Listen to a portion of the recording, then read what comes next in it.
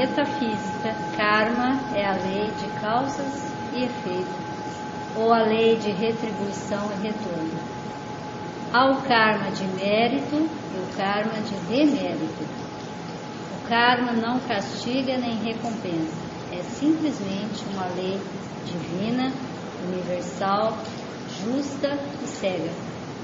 O karma, isto é, a lei, não cria nada, é o homem quem cria as causas, e é a lei kármica que ajusta seus efeitos a fim de se restabelecer a harmonia universal. A toda ação, causa, corresponde uma reação, efeito, em sentido contrário e de igual intensidade.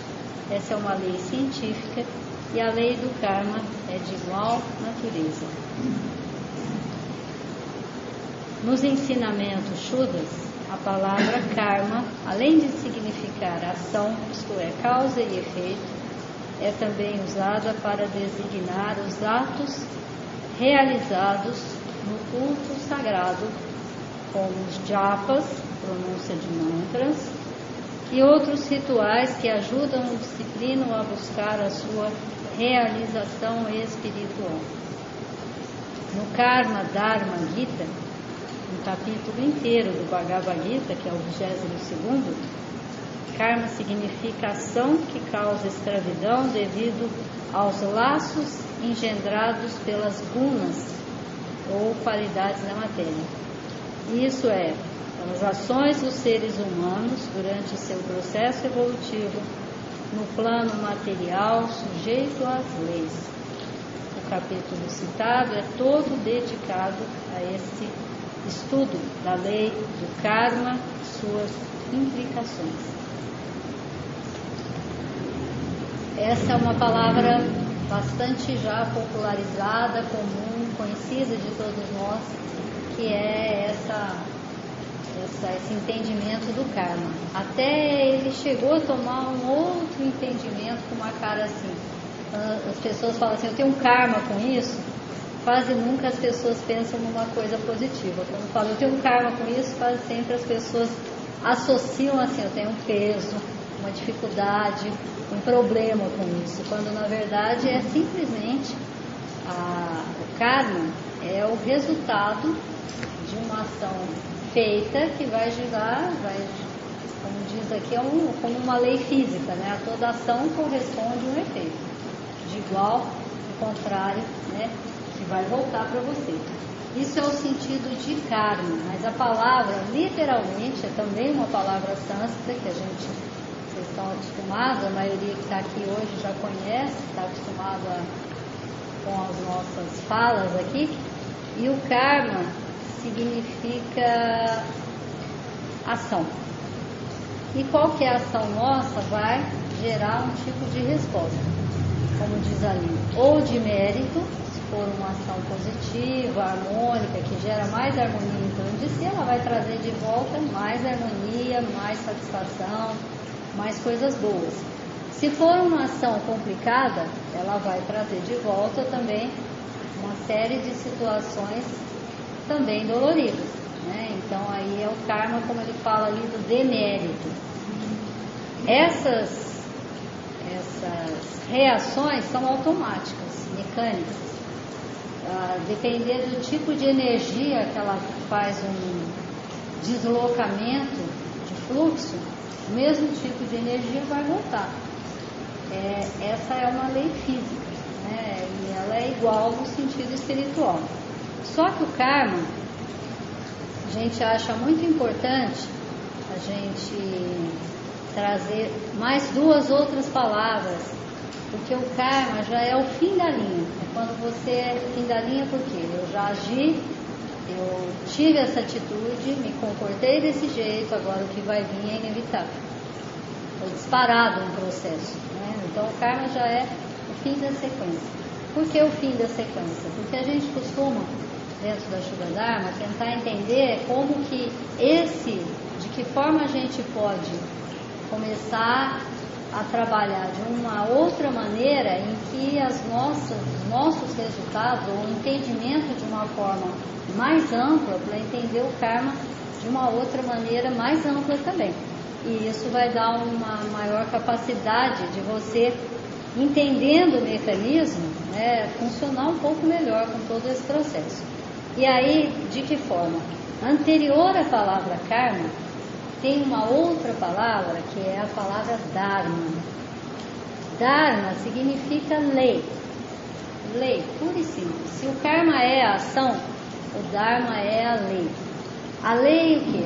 Se a gente falar Shuddha Dharma, é uma lei que é boa para todo mundo, porque significa o quê? A lei do amor.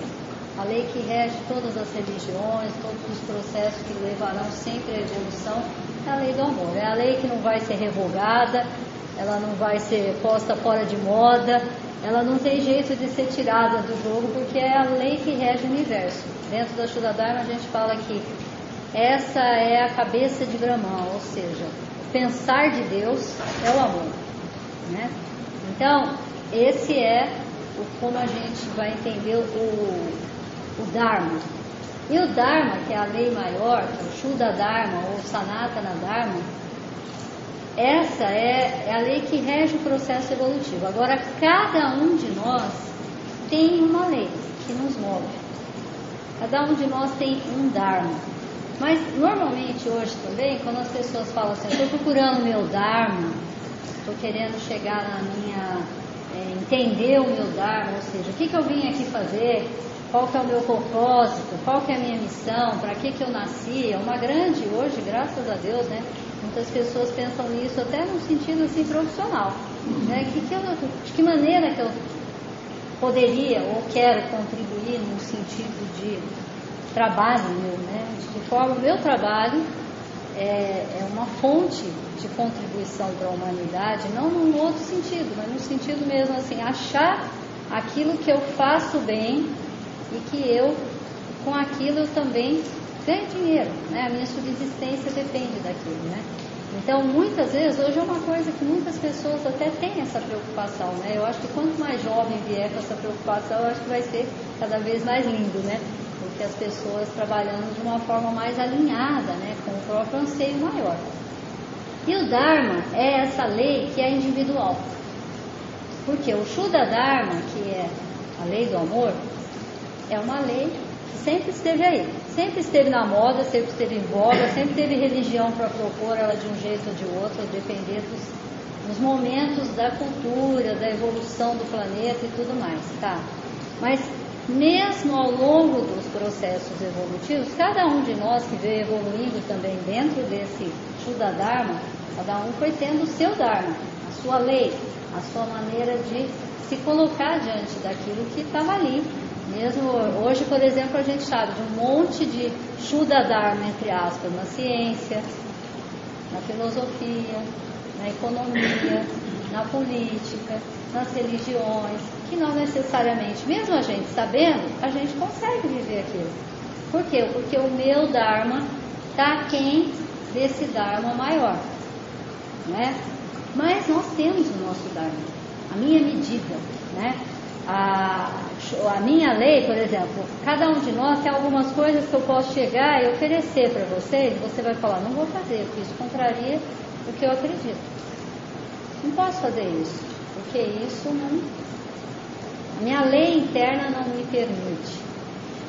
A minha regra, eu não fui criado desse jeito. Então a minha lei não me permite agir dessa ou daquela maneira. Isso é o Dharma. Agora, atrás do Dharma, olha por que a gente quis explicar isso para vocês. Para vocês entenderem como é que a gente chega no karma, né?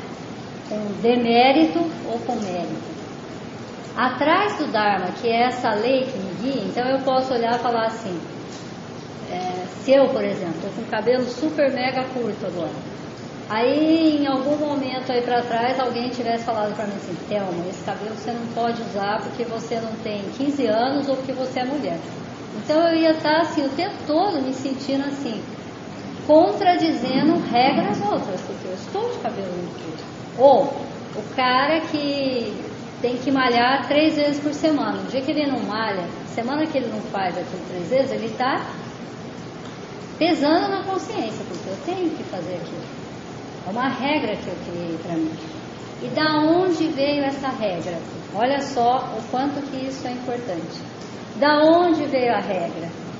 De uma coisa que a gente chama bhava. O que é o bhava? É o que vai criar o dharma.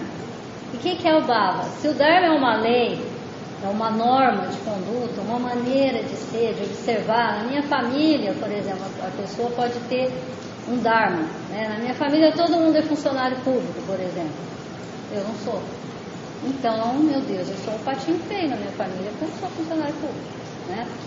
Se isso é meu dharma, mas anterior ao dharma, como a gente falou, tem o que a gente chama de bhava. Bhava é uma palavra que significa assim, concepção. Mais ou menos assim, como se a gente visse assim, o jeitão de cada um de nós. O jeitão de cada um de nós é que vai gerar o dharma, porque a depender de como eu olho para a vida, como eu interpreto as circunstâncias, de que forma eu enxergo o mundo, eu vou ter um jeito de olhar para a vida. E esse jeito de olhar para a vida é meu bhava, é natural. Independe de eu ter tido regra ou não regra, de eu ter sido criado desse ou daquele jeito. Por quê? Porque eu olho, para mim, o natural é isso. É a forma que eu enxergo as coisas. E é depender do bhava que eu tenho. O bhava que eu tenho, às vezes, é bem assim, com essa cara bem mais, vamos dizer assim, mais subjetiva, que está atrás daquilo que vai gerar a minha lei. É algo da minha natureza. Então, no meu bhava, por exemplo, olha, não tomo leite, por exemplo. Ou, nunca fumei. Não está na minha natureza isso, nunca esteve. Então, em cima disso que é a minha natureza, é que eu vou elaborar dharma, certos e errados. Porque isso contradiz o meu dharma, isso vai de encontro ao meu dharma. Então, o meu bhava é aquilo que eu olho desde que eu nasci e falo, eu jamais poderia fazer isso. Eu não seria capaz de fazer isso. Não está em mim me comportar desse jeito. Ou sempre foi natural para mim agir dessa ou daquela maneira, responder dessa ou daquela maneira diante dos fatos. Isso é meu bhava. Em cima de mais ou menos essa natureza que eu tenho, tem uma coisa que é minha. Ela pode ser maior do que a sociedade me propõe. O meu bhava pode ser muito maior do que está aí. O que eles cobram e que a pessoa vai parar na cadeia ou é laureada com um prêmio, com um Oscar, com um Nobel, faz diferença para mim, porque isso é da minha natureza, fazer isso dessa forma. Isso é o bhava. A depender do bhava que eu tenho, eu vou criar regras, normas, porque aquilo é o meu parâmetro de certos e errados, de justos e injustos, de bonitos e feios, de méritos e deméritos. Isso é o meu dharma. E ele tem a ver com a minha natureza. Então, por exemplo, se eu sou uma pessoa que pensa no dharma como assim, o mundo é dos espertos, a hora que eu tiver chance de fazer qualquer coisa, eu vou lá e faço. Sabe por quê? Porque a minha regra, meu bhava, já é de perceber a realidade dessa forma. Eu preciso ter oportunidade de você fazer o que você quer. Se eu tiver, eu vou lá e faço. Sabe por quê? Porque eu sou a bola da vez. Eu sou a pessoa que agora é permitido fazer isso ou aquilo. E a depender desse dharma, da minha regra, da minha lei que foi estabelecida de acordo com a minha natureza anterior, eu vou gerar ou não karma.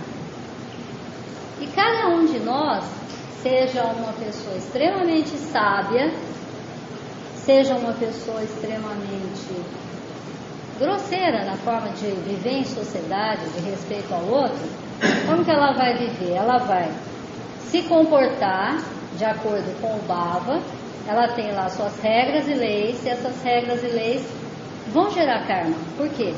Porque a cada momento que a gente contraria as nossas próprias leis, não as maiores, porque as maiores a gente contraria toda hora, a gente não vive no amor, infelizmente. O nosso dharma e o nosso bhava ainda não é com essa cara de eu vivo na unidade e todos os seres são fraternalmente meus irmãos. Até os irmãos que são irmãos de sangue, às vezes a gente atropela na condição que nós estamos como humanidade, não é assim? Imagina ainda, irmão, que eu nem sei quem é, que está do outro lado do mundo, eu desrespeito, não é? A pessoa que não tem um baba, que entende a unidade, o divino que está dentro de cada um, ela sai atropelando porque ela não acha que isso é errado. Agora, a cada vez que eu contrario um dharma, que é a minha lei, a minha regra de conduta, eu vou gerar karma. Porque eu sabia que estava errado, eu fui lá e fiz. Então, eu gosto de usar exemplo bem prático, com aquelas caras assim, fácil da gente entender. Digamos que a gente tem um dharma com alguma regra de família, por exemplo. Na minha família, eu gosto de usar esse exemplo porque é um exemplo bem fácil da gente detectar na gente. Todo domingo a gente come macarrão.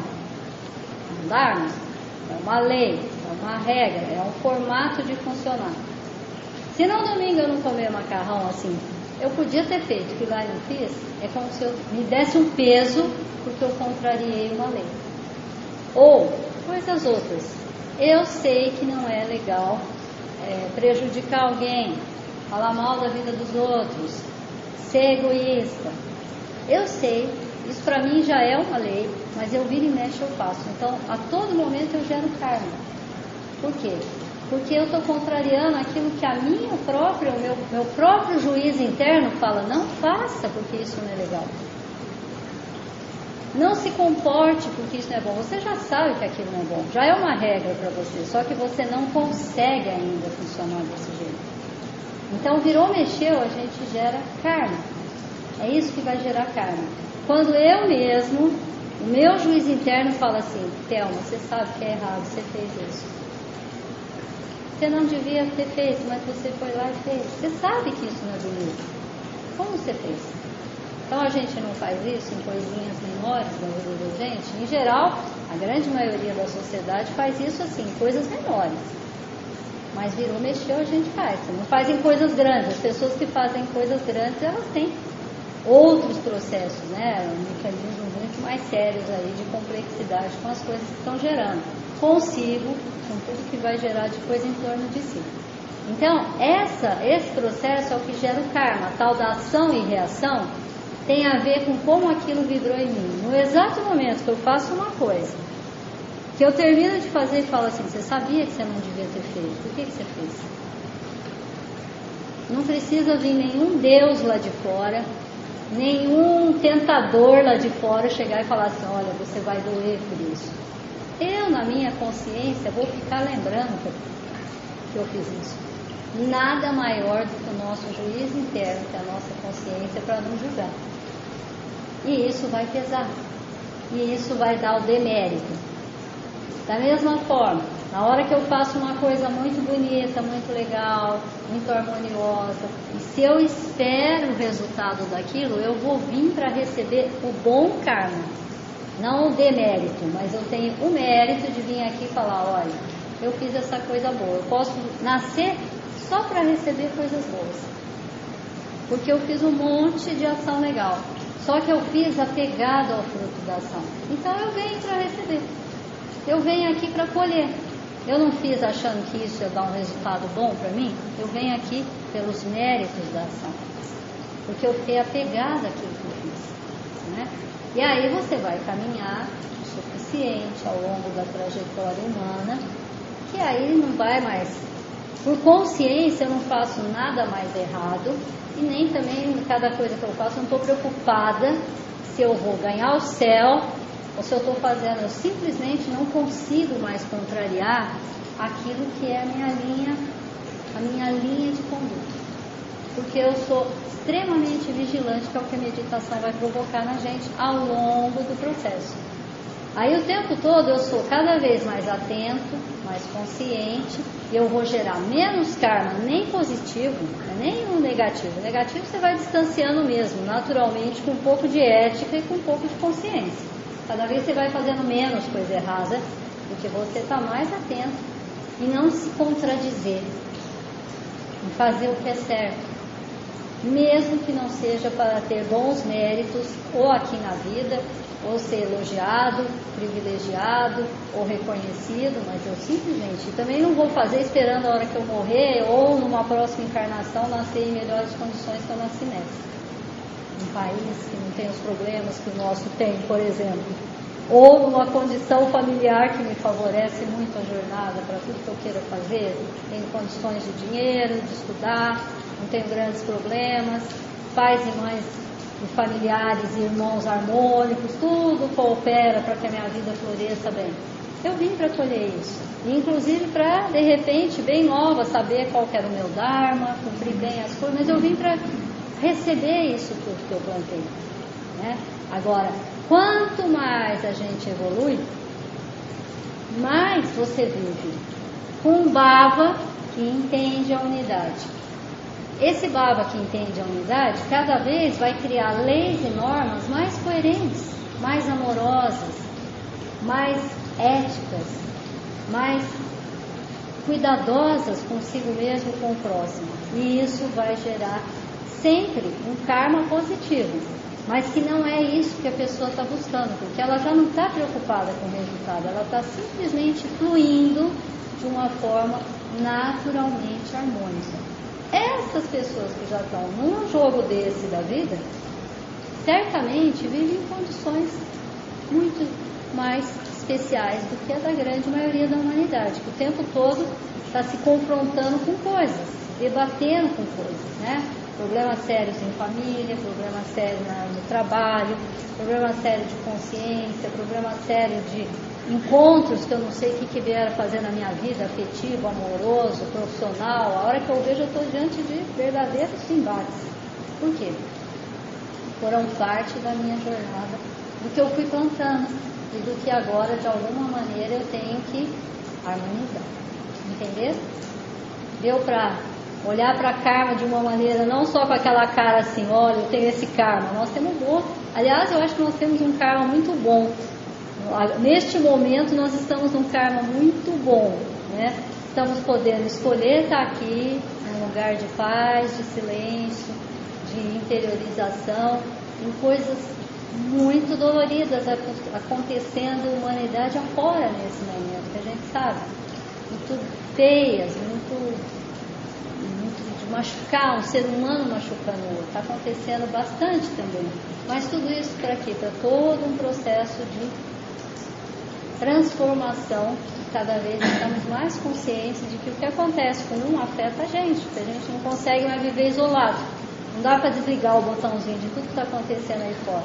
Então você, de alguma maneira, sempre está querendo contribuir para que isso fique melhor, você se preocupa que as coisas aconteçam de outra forma. E a melhor coisa que a gente pode fazer nesse momento é se alinhar e agir no nosso pedacinho de interferência da forma mais amorosa, mais criteriosa, que é a maneira da gente contribuir o máximo que tiver ao nosso alcance, que façamos, né? Com dinheiro, com a palavra, com a paciência, com aquilo que a gente tiver para oferecer, certo?